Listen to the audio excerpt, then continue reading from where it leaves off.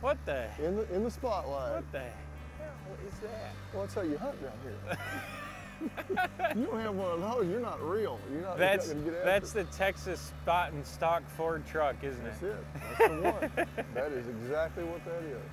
I mean, Nice. You should have seen it a year ago about this time. Well, you know, I was doing a shoot with Kevin Gieske, and I drove through the beverage barn with that rack on there. The beverage barn is only like 9 feet tall opening. And that's 9.5 feet That's like tall. a 10, yeah, 11. And it was pretty ugly. It made the bed look like a peeled banana. It just, yeah. I got it back in the welding shop yesterday. We were gonna put you up there and ride down the highway and see if it's sturdy enough. Yeah. Clean the bugs out of my teeth when we get there. Yeah. Well, let's go see if we can find him. All right. We're hunting with Mike Hawkes, who makes a living catching fish for a living, but spends a lot of time in the woods chasing deer. And we're gonna do a couple different things. We've got the opportunity to sit in some ground blinds in the morning, and then in the afternoons, hopefully the rut's going enough that we can rattle in some nice bucks. So probably be moving quite a bit in the afternoons and sit down in the morning and evenings. So.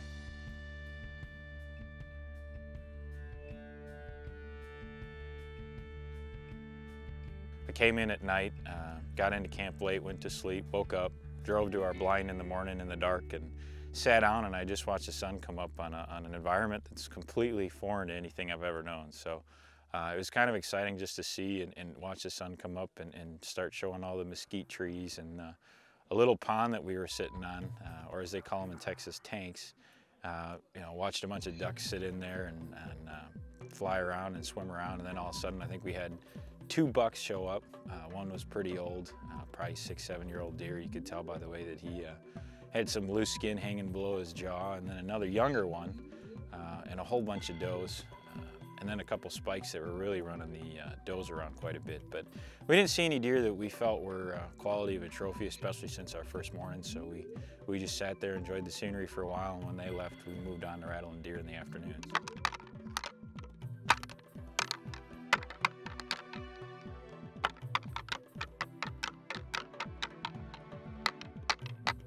Rattling is it's something to do. If you've not done it, you've got to try it. It's odd. I mean, you go out, find a place, hopefully you can see a fairly long distance, because if you can't, you're gonna have a hard time seeing them before they see you.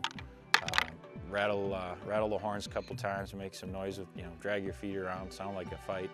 And hopefully they come in, and they do. They come in a hurry. A couple times we had deer come in, you'd look there, and 5 seconds later you'd look back and there's a deer standing there looking at you. So it's intense. The first time I was pretty excited, and then when the first time the deer comes in and you realize what's going on and how fast it happens, it's amazing.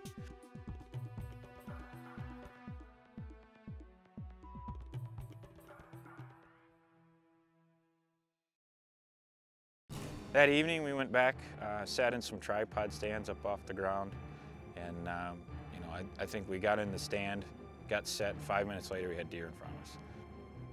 A couple does popped out first, and then I think there were some smaller bucks, and then there was a spike in there, and then doe showed up, or a small buck showed up behind us. So we were covered up in deer. I mean, there were probably at one time 12 or 15 deer out there, and lots of deer movement. A couple of the small bucks were chasing some of the does, but their dad didn't show up.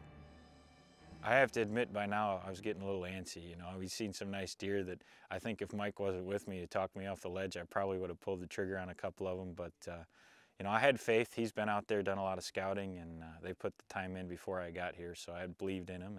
Chris, I think this was his first hunt in South Texas, and in fact I know it was. And he got to see how the other half lives. We're looking at an ocean of brush out here where we've got to find little pockets of deer, and he's used to being able to really pattern deer along creek bottoms and cornfields and stuff like that. So it was a really different thing for him to experience, and I believe he had a really great time. That evening, we headed out a little earlier and just decided that the weather broke, the sun was coming out, the mist was gone, it was warm. It was a beautiful afternoon. We were supposed to have a breeze. We thought that would help too. When we got settled in, it was dead calm. So that wasn't there to help us. But there again, we hadn't been sitting down too long, and deer started showing up. A lot of does. We hadn't seen a shooter buck. We've been hunting, I don't know, a day and a half, almost 2 days. And here in about 20 minutes, 2 of them show up. And we had another deer show up behind us. And just as soon as we got the cameras turned around and Mike turned around and myself turned around and my gun set up ready to go, he took off as well. He was another nice deer. Would have been great to take as a trophy, but he wasn't ready to give me the opportunity either. So I think it was maybe 10, 15 minutes later, here a deer shows up on the other side.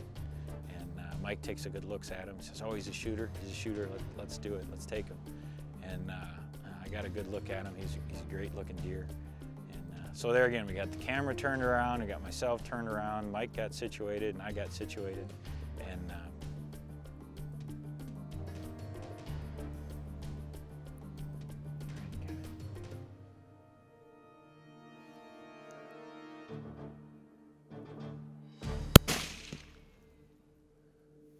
Hit him. you sure I hit him? Yeah.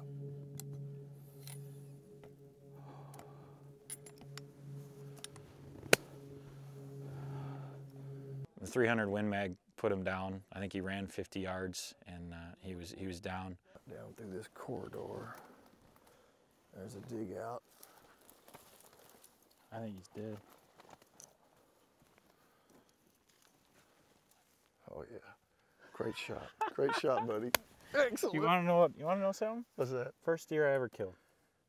No bull. Really? I've hunted a lot. I hunted a lot when I was a kid. Shot at deer, missed them. Well, you didn't miss this one. I didn't miss this one. I bow hunted. You know, I didn't hunt a bunch. I got into fishing big time, and I always just fished. It takes a lot of time. Took a lot of naps in the woods when I was a kid. Of course, I worked on a dairy farm, so the early mornings when I wasn't milking cows was taking a nap in the snowy woods. But, oh my. You know, I couldn't ask for more. There's a lot of people that maybe will never get the chance to hunt, and a lot of people that will shoot a lot of nice deer, but to have my first deer, a South Texas whitetail of the caliber that I've got, it's unbelievable. I can't thank you enough, man. You've been... It's great. We put a lot of work in. Glad to be a part of it. Before I got here, and this is almost surreal. I'm excited.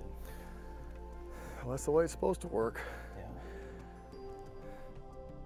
For more information on hunting the Patrucia Ranch, give Jack Holman a call at 979-732-7503 or visit them online at ranchlocator.com.